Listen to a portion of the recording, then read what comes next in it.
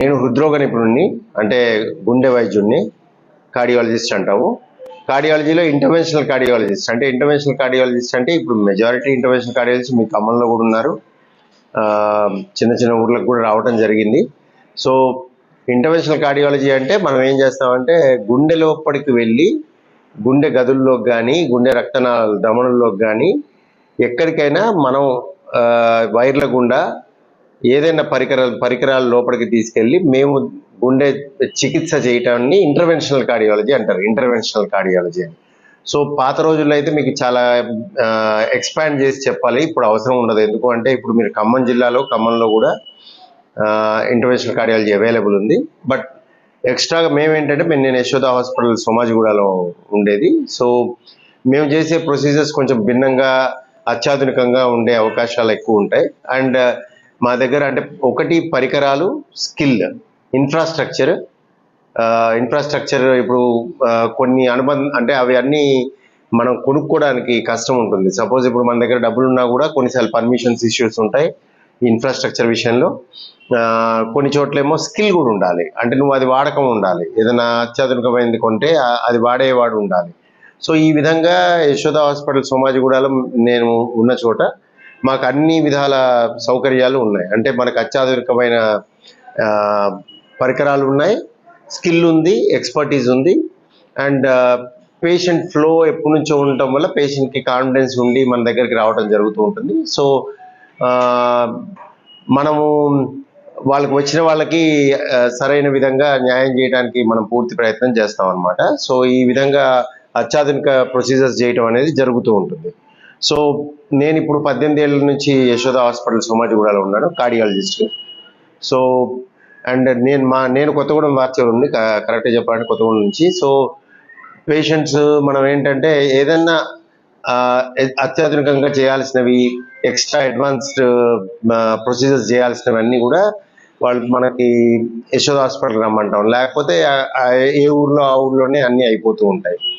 So ఎగ్జాంపుల్గా చెప్పాలి అంటే కనుక మీకు కొన్నిసార్లు రక్తనాళాలు ధమనుల్లో బ్లాక్స్ ఉంటాయి. ఇప్పుడు మన అందరికీ భయం ఏముంటుంది, హార్ట్ అటాక్స్, గుండె ఉన్నట్టుండి పేషెంట్ చనిపోవడం అనేది చాలా మందికి భయం ఉంటుంది. మీరు గమనించినట్టయితే జిమ్ చేస్తూ చనిపోయారు, లేకపోతే పార్టీ అటెండ్ అయ్యి డ్యాన్స్ చేస్తూ చనిపోయారు, నిన్నటి వరకు బాగున్నాడు, నిన్న నాతో మాట్లాడాడు, ఇవాళ లేడు. ఇటువంటి చాలా మందిని సందిగ్ధంలో చేస్తాయి. అంటే ప్రతి మనిషికి ఈ భయం ఉంటుంది.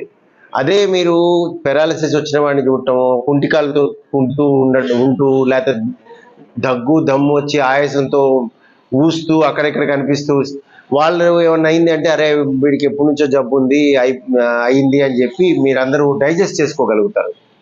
ఎప్పుడైతే మనిషి చాలా చక్కగా ఉండి బాగుండి ఏ ఇబ్బంది లేకుండా ఉండి జిమ్ చేస్తూ వెయిట్స్ ఎత్తుతూ లేకపోతే డ్యాన్స్ చేస్తూ సరదాగా అందరిలాగా ఉండి మనకి టక్కని లేడు అని విన్నా కూడా, లేకపోతే కొలాప్స్ అయిపోవడం చూసినా కూడా డైజెస్ట్ చేసుకోలేము, ఇబ్బందిగా ఉంటుంది.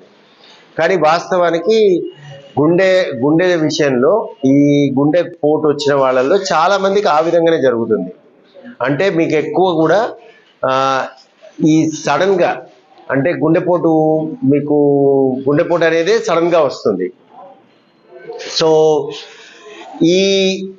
ఈ వ్యాధిలో సడన్ డెత్ అనేది సాధారణం. అంటే మీకు ఇబ్బందిగా ఉంటే వినటానికి చూడటానికి మీరు డైజెస్ట్ చేసుకోలేరు, కానీ డాక్టర్గా మేము ఇలాంటివి చూస్తూ ఉంటాం.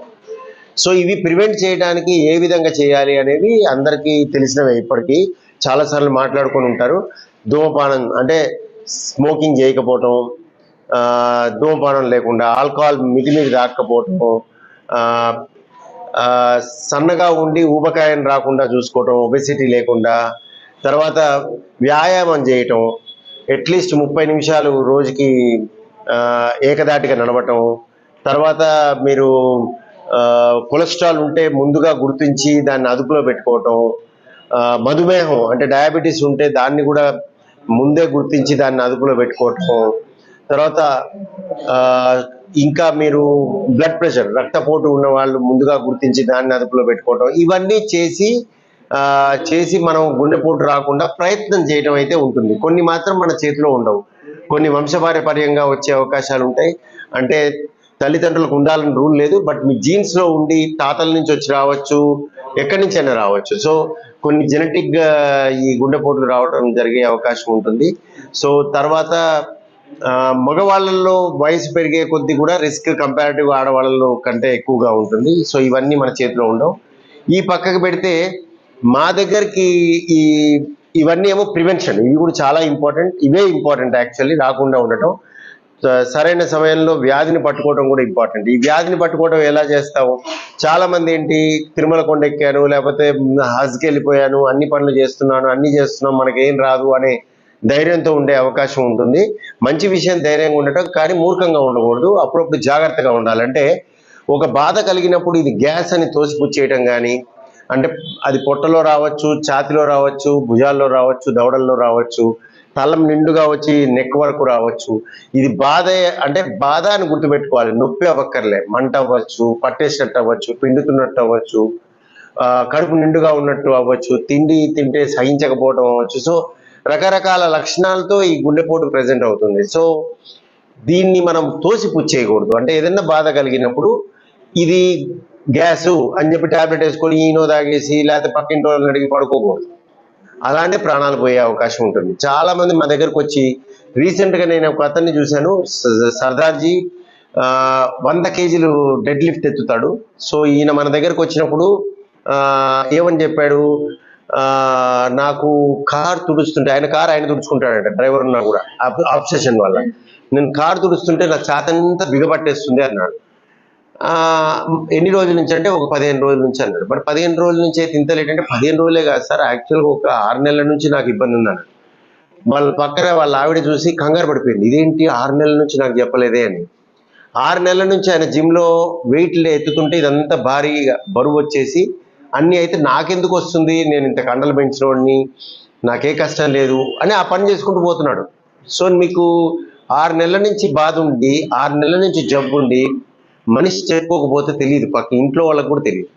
సో ఈ విధంగా గుర్తించగలగాలి. లక్షణాలు వచ్చినప్పుడు గుర్తించి డాక్టర్ని సంప్రదిస్తే మీకు త్వరగా మీకు ఇబ్బంది నుంచి బయటపడే అవకాశం ఉంది. దానికి 2 స్టెంట్లు పడ్డాయి.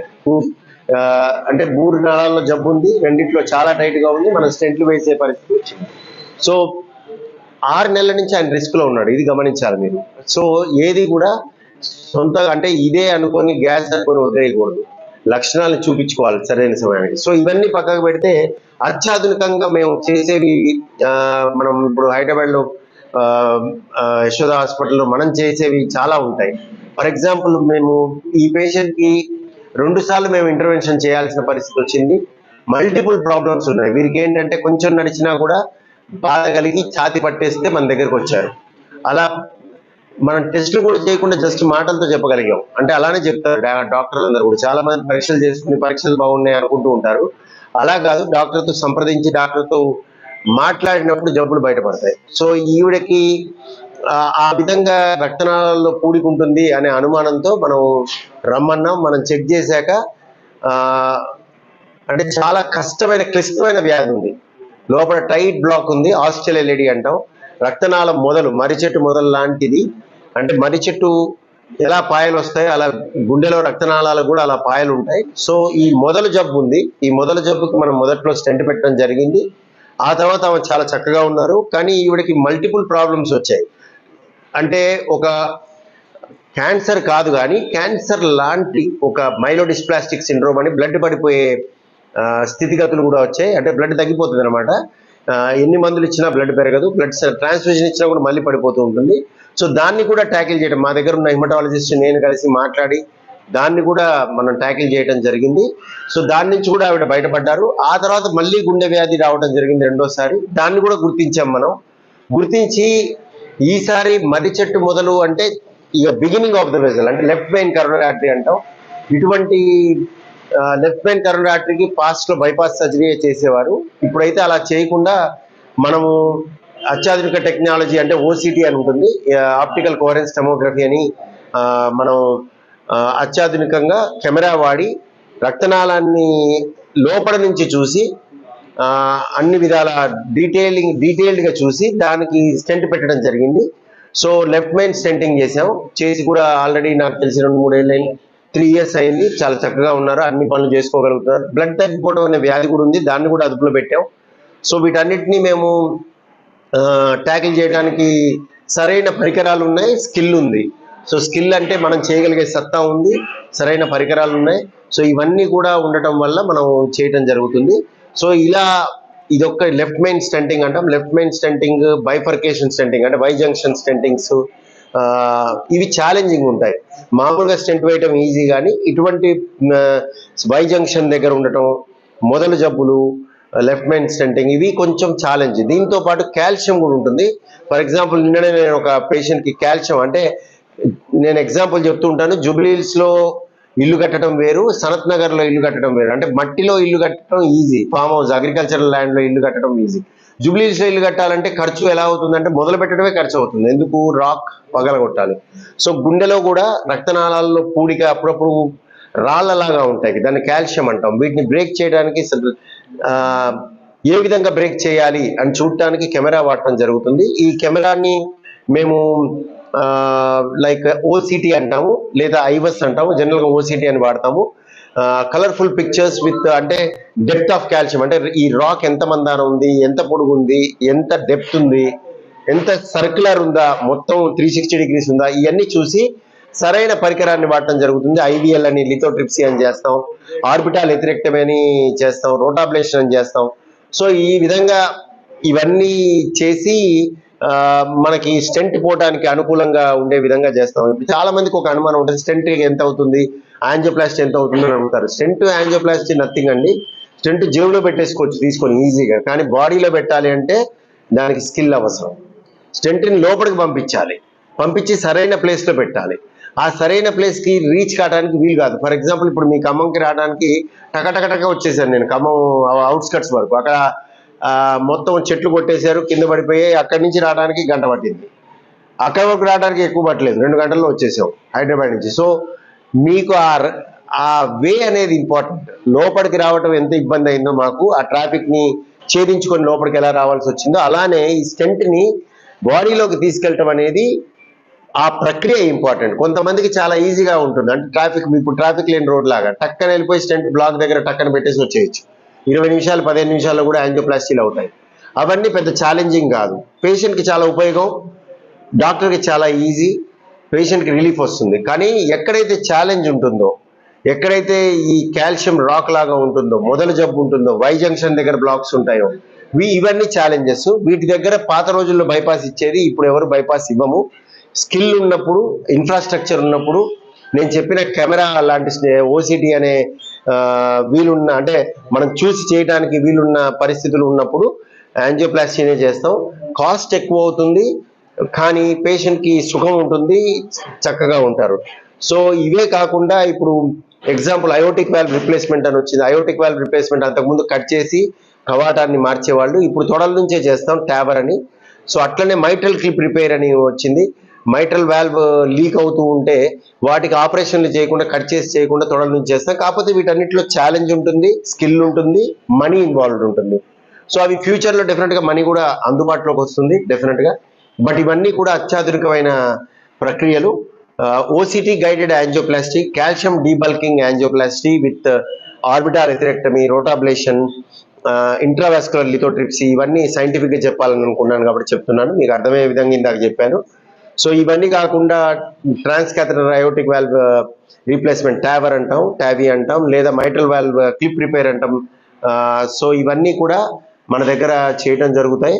అండ్ హార్ట్ ఫెయిల్యూర్ డివైజెస్, అంటే సిఆర్టిడి అని మనము డివైజెస్ పెడతాము. హార్ట్ ఫెయిల్యూర్ ఉండి షాక్ ఇచ్చే మిషన్. ఇప్పుడు కొంతమందికి షాక్ ఇవ్వకపోతే మనుషులు ప్రాణం దక్కకుండా పోతుంది. షాక్ ఇచ్చి కొంతమంది బయటపడతారు. వీళ్ళకి ఫర్దర్గా షాక్ ఇచ్చే పరిస్థితులు వస్తాయి అనే ఎవాల్యుయేషన్లో తేలితే వీళ్ళకి ఒక మిషన్ పెట్టాల్సి వస్తుంది, డివైస్. దాన్ని డీఫిబ్రిలేటర్ అంటారు, ఏఐసిడి అని. తెలియని వాళ్ళు పేస్ మేకర్ అంటూ ఉంటారు. పేస్ మేకర్కి మించిన వసతులు ఉంటాయి దాంట్లో. అది మనిషిని కొలాప్స్ చేసే విధంగా ఒక డెత్ ర్యాటిల్, ఇర్రెగ్యులర్ బీట్స్ వస్తే ఆ బీట్ని గమనించి దానికి షాక్ ఇచ్చే విధంగా ఒక పరికరం అమరుస్తాం, దాన్ని ఏఐసిడి అంటాం. సో ఇవన్నీ కూడా మనకి అందుబాటులో ఉన్నాయి. ఇవన్నీ కూడా స్కిల్ ఉంది, నేను అన్నట్టు ఇన్ఫ్రాస్ట్రక్చర్ ఉంది. సో నేను మెసేజ్ ఇచ్చేది ఏమిటి అంటే ఫస్ట్ గుండె వ్యాధులు రాకుండా ఉండడానికి ప్రయత్నం చేయటం, ఒక మనిషిగా మనం మన జీవన శైలిలో మార్పులు తెచ్చుకొని సరైన విధంగా ఉండి చెడు సావాసాలు, చెడు వ్యసనాలు లేకుండా మనల్ని మనం మలుచుకొని జబ్బు రాకుండా ప్రయత్నం చేయటం.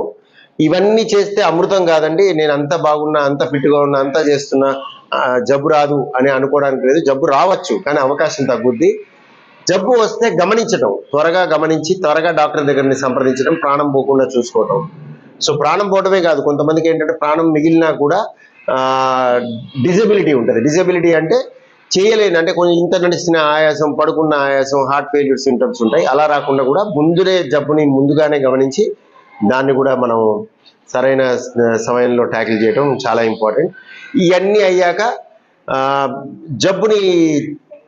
జబ్బుని తేల్చుకున్నప్పుడు సరైన విధంగా హృద్రోగ నిపుణుడిని కలవటం, అత్యాధునికమైన పరిస్థితులు ఉన్న చోటకి రావటం, సరైన సమయంలో సరైన విధంగా చికిత్సను తీసుకున్నట్టయితే అందరం హ్యాపీగా ఉంటాం.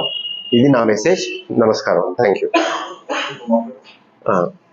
వేసింది, అసలు వస్తారని అనుకోలేదు నేను. పెద్దవాళ్ళు వీరు మా ఊర్లో యాక్చువల్గా మా స్కూలే సార్, స్కూలే కదా, హై స్కూల్ ప్రిన్సిపల్ టీచర్ ఉండేవారు.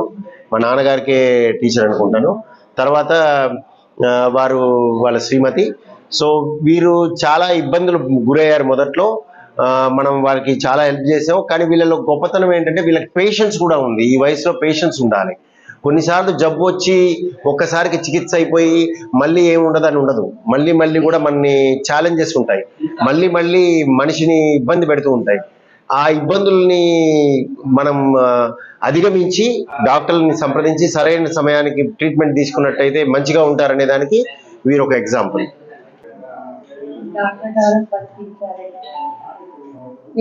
చేతిలో పడ్డాక నాకు చాలా చేశారు. 2 సార్లు చేశారు. మా కంట వేశారు. కొన్ని కడుపులో రక్తం బయటకు వచ్చేస్తుంటే దాన్ని కూడా చేయించారు. తర్వాత ఇంకా చాలా చేశారండి. పని చేసుకుంటున్నాను. వైద్య నారాయణో హరి. వైద్యుడు రోగికి భగవంతుడు లాంటి వాడు. నిజంగా ఆ వృత్తికి 100కి 100 పాళ్ళు న్యాయం చేసేటువంటి వైద్యులు నిజంగానే దేవుడు. రవికాంత్ గారు, కొత్తగూడానికి రవికాంత్, మా కొత్తగూడానికి వెలుగునిచ్చేవారు రవికాంత్. మా హృదయ స్పందన, కొత్తగూడెం హృదయ స్పందన రవికాంత్ గారు. ఎందుకంటే గుండె డాక్టర్లు చాలామంది వస్తున్నారు, వెళ్తున్నారు, కానీ is really A specialist regarding heart. ఎందుకంటే మీరు వచ్చేటప్పుడు గుండెకు సంబంధించిన వాళ్ళు తండోపతండాలు బ్రతిములాడతారు. సార్కేమో మరి 5 గంటలతోనే అయిపోవాలి, కానీ పేషెంట్స్ వీరి చేతుల్లో పడితే తనకున్నటువంటి రోగం కరెక్ట్గా తెలుస్తుంది అనేటువంటి ఉద్దేశంతో ఎంతో దూరం నుంచి మరి కొత్తగూడెం రావడం జరుగుతుంది. కాబట్టి వీరు నెలకి 2 సార్లు మా కొత్తగూడెం వచ్చి చుట్టుపక్కల కొత్తగూడెం ప్రజలకు ఎంతో సేవ చేస్తున్నారు అని చెప్పడానికి నిస్సందేహంగా నేను మాట్లాడుతున్నాను. మరి చిన్న వయసులో అయినా కానీ మరి నిజంగా చెప్పాలంటే మా కుటుంబానికి ఎంతో మేలు చేశారు. డబ్బుదేముంది, డబ్బు ఇవాళ సంపాదిస్తున్నారు, రేపు పోతుంది. కానీ మనిషి ప్రాణం సంపాదించడం, మనిషి ప్రాణం తిరిగి నిలబెట్టడం ఎంతో గొప్ప విషయం.